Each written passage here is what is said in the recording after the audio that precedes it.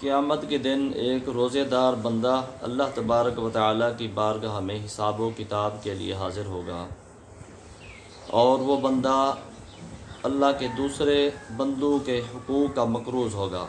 دوسرے بندوں کے حقوق دینے ہوں گے، تو اس کے حج کا ثواب جو ہے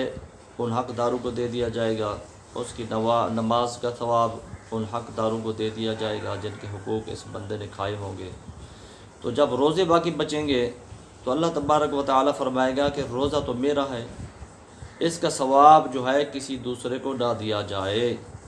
اور وہ حقوق جو دوسرے بندوں کے اس بندے پر رہ گئے ہوں گے وہ حقوق اللہ تبارک و تعالیٰ اپنی طرف سے ان کو عطا فرما دے گا، اور اس بندے کو، روزے دار بندے کو، ان روزوں کے صدقے، روزوں کے بدلے میں جنت میں داخل فرما دے گا۔ آپ نے دیکھا کہ روزے کی کتنا برکت ہے کہ قیامت کے دن جب ہماری دوسرے اعمال کی نیکیاں جو ہے، ہمارے حج، صدقہ، خیرات، نمازوں کا ثواب جو ہے جب دوسرے لے جائیں گے جن کے حقوق ہم نے دینے ہوں گے، اس وقت بھی ایک روزہ ہے جو ہمارے پاس بچے گا، اس کا ثواب جو ہے کسی کو نہیں دیا جائے گا، اور اس کے بدلے اللہ تبارک و تعالیٰ جو ہے ہمیں جنت میں داخل فرمائے گا، اور فرمائے گا کہ روزہ جو ہے میرا ہے، اس کا ثواب کسی دوسرے کو نہیں دیا جائے گا۔ لہٰذا ہمیں چاہیے کہ ہم خوش دلی کے ساتھ اللہ تبارک و تعالیٰ کی رضا کے لیے ماہ رمضان کے روزے رکھتے رہیں،